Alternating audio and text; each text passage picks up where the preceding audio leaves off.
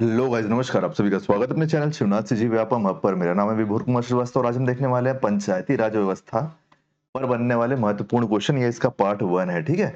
आपके ADO exam का भी डेट आ गया है और सभी एग्जाम के लिए पंचायती राज तो इंपॉर्टेंट रहता ही है। तो चलिए देखते हैं पहला क्वेश्चन क्या है कि निम्नलिखित राज्यों में से किस राज्य ने सर्वप्रथम पंचायती राज आरंभ किया था। तो आपको इसके बारे में मैं कुछ चीजें बता देता हूँ कि देखो, इसका जो पंचायती राज है उसके वास्तुकार वास्तुकार या फिर शिल्पी वास्तुकार या शिल्पी किसको माना जाता है, बताओ आप कमेंट में। किसको माना जाता है? तो बलवंत राय मेहता जी को। बलवंत राय मेहता जी। इन्हीं के समिति के हिसाब से, इन्हीं के समिति के अनुसार देश में त्रिस्तरीय मतलब 3 स्तर की पंचायती राज व्यवस्था प्रारंभ किया गया था। और इसकी शुरुआत कहां से हुई थी? तो इसकी शुरुआत हुई थी राजस्थान से, राजस्थान ने, ठीक है। तो बलवंत राय मेहता जी की समिति ने एक रिपोर्ट पेश की थी 1957 में, जिसके अनुसार 3 स्तर पर पंचायत राज लागू किया गया था। और उसको लागू किन्होंने किया था? तो 1959 में 1959 में पंडित जवाहरलाल नेहरू पंडित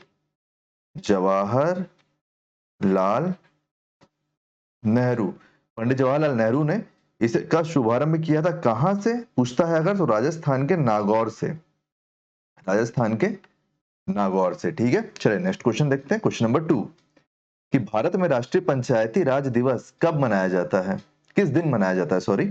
तो ये मनाया जाता है आपका ऑप्शन नंबर डी 24 अप्रैल को। 24 अप्रैल को मनाया जाता है पंचायती राज दिवस। और इसकी शुरुआत कब से हुई थी अगर आपसे पूछेगा ना, तो 2010 को पहला पंचायती राज दिवस मनाया गया था। नेक्स्ट क्वेश्चन, पंचायती राज प्रणाली है। पंचायती राज प्रणाली क्या है इन तीन में से? ऑप्शन नंबर ए स्थानीय शासन, ऑप्शन नंबर बी स्थानीय प्रशासन, ऑप्शन नंबर सी स्थानीय स्वशासन, या फिर ऑप्शन नंबर डी ग्रामीण स्थानीय स्वशासन। तो बताइए इसका सही आंसर क्या है? तो इसका सही आंसर आपका ऑप्शन नंबर सी स्थानीय स्वशासन। तो इसके तहत आपको यह बोला जाता है कि जो निचले स्तर के आम लोग भी हैं उन्हें लोकतंत्र में लाकर उनकी सदस्यता से उन्हें इस लायक बनाना कि वे अपनी प्रॉब्लम को खुद सॉल्व कर सके, निचले स्तर के मतलब ग्राउंड लेवल पे, है ना। चलिए नेक्स्ट क्वेश्चन देखते हैं, क्वेश्चन नंबर 4 निम्नलिखित में से कौन सा अनुच्छेद राज्य सरकार को ग्राम पंचायतों का गठन करने के लिए निर्देशित करता है?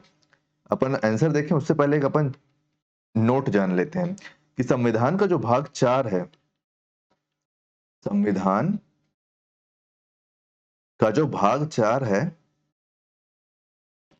संविधान भाग 4 में अनुच्छेद 36 से 51 तक क्या दिया हुआ है? तो एक मिनट ना, 36 से 51 दिया हुआ है आपका राज्य के नीति निदेशक तत्व। राज्य के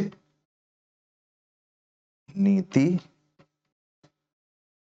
निदेशक तत्व, राज्य के नीति निदेशक तत्व दिए हैं। इसमें अनुच्छेद 40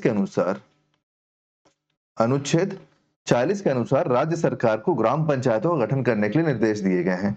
तो इसका सही आंसर आपका क्या हो जाएगा? ऑप्शन नंबर बी अनुच्छेद 40, ठीक है। ये आपका सही आंसर हो जाएगा। अगर आपसे इसमें और कुछ पूछता है तो आप एक चीज इसमें और डाल सकते हो कि बलवंत राय मेहता जी की रिपोर्ट के अनुसार ग्राम पंचायत के गठन को संवैधानिक दर्जा मिला था। और 1992 में 73वें संविधान संशोधन 73वें संविधान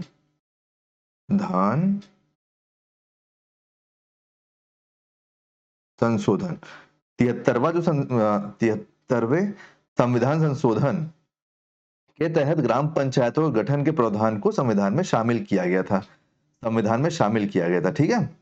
इसके ग्राम पंचायतों के गठन, यहां पे लिख देता हूं गठन, ग्राम पंचायतों का गठन, ठीक है। इन सारी जानकारियों का आप स्क्रीनशॉट ले लो, इसका अलग अलग कर देता हूं, एक मिनट, ये यहाँ यहाँ, ठीक है।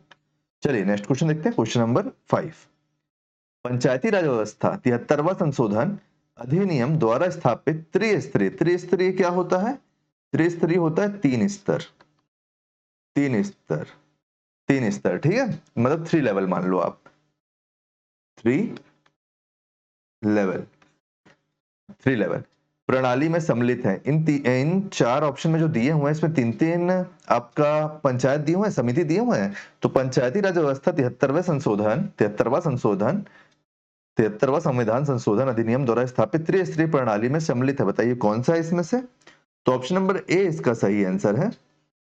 ऑप्शन नंबर ए। किस लिए? क्योंकि ग्राम पंचायत, क्षेत्र पंचायत और जिला पंचायत, ये 3 स्तर आपके पंचायत राज व्यवस्था में त्रिस्तरीय प्रणाली में सम्मिलित है। ठीक है, नेक्स्ट क्वेश्चन नंबर 6। निम्नलिखित में से कौन सा ग्राम पंचायतों की आय का साधन नहीं है? ये 4 ऑप्शन जो दिए हैं इसमें से पूछ रहा है कि इनमें से कौन सा साधन ग्राम पंचायतों की आय का साधन नहीं है। राज्य सरकार द्वारा अनुदान मिलता है, कृषि आय पर कर नहीं, यहाँ पे हमसे नहीं पूछ रहा है ना, तो यही हमारा सही आंसर हो जाएगा ऑप्शन नंबर बी, कि ग्राम पंचायतों की आय का साधन क्या नहीं है? तो कृषि आय पर कर, मतलब कृषि आय पर जो कर टैक्स मिलता है ना, वो ऐच्छिक दान या उपहार आपका ग्राम पंचायत की आय का साधन है। संपत्ति, जानवर और वाहन पर कर, ये भी ग्राम पंचायत की आय का साधन है। तो देखो, कृषि आय पर जो कर मिलेगा, जो टैक्स मिलेगा ना, वो राज्य सरकार की आय है।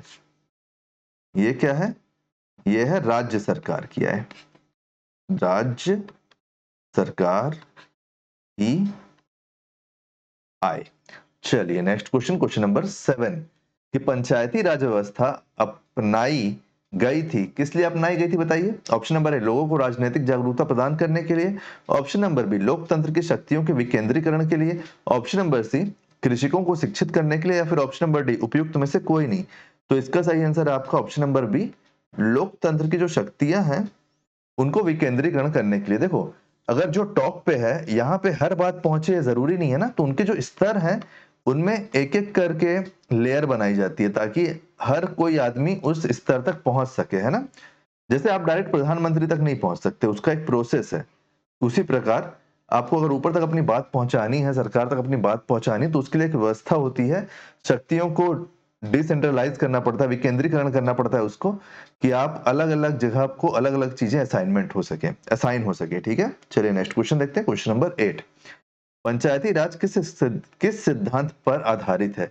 ऑप्शन नंबर ए, विकेंद्रीकरण। ऑप्शन नंबर बी, असंकेंद्रीकरण। ऑप्शन नंबर सी, लोकतांत्रिक केंद्रीयतावाद। ऑप्शन नंबर डी, लोकतांत्रिक विकेंद्रीकरण। तो बताइए इसका सही आंसर क्या है? तो इसका सही आंसर है आपका लोकतांत्रिक विकेंद्रीकरण।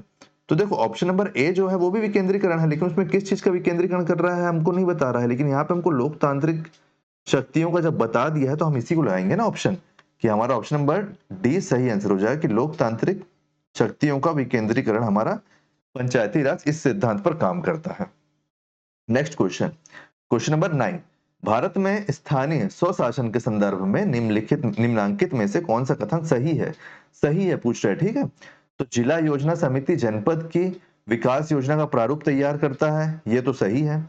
जनपद योजना समिति की संरचना राज्य विधायिका द्वारा की जाती है, ये भी सही है। तो सी, ऑप्शन नंबर सी 1 और 2 दोनों सही है ना, तो ये हमारा सही आंसर हो जाएगा। ठीक है, देखो क्वेश्चन ना बहुत ज्यादा इजी आएंगे, आप जो पढ़े रहोगे ना क्वेश्चन उसी से बनेगा घूम फिर के। इसीलिए आप क्वेश्चन को अगर एक बार मेरे समझ में नहीं आएगा 2 बार जरूर पढ़ना। लास्ट क्वेश्चन नंबर 10, पंचायती राज व्यवस्था का मूल उद्देश्य निम्नलिखित में से क्या सुनिश्चित करना? ऑप्शन नंबर ए, विकास में जन भागीदारी। ऑप्शन नंबर बी, राजनीतिक जवाबदेही। ऑप्शन नंबर सी, लोकतांत्रिक विकेंद्रीकरण। या फिर चौथा क्या है? वित्तीय संग्रहण। तो देखो, जो विकास में जन भागीदारी है ना, ये तो सही है, मूल उद्देश्य में से ये एक है, विकास में जन भागीदारी, की जन जन की भागीदारी रहे विकास में। राजनीतिक जवाबदेही नहीं, क्योंकि जो आम जनता है उसकी राजनीतिक जवाबदेही क्यों होगी।